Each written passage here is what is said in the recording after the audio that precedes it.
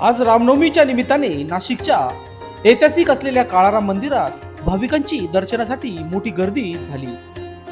आज दिनांक 17 रोजी सकाळपासूनच भाविकांनी दर्शनासाठी रांगा लावल्या होत्या। रामनवमीच्या निमित्ताने मंदिराच्या गाभाऱ्यात विशेष आरास करण्यात आली होती।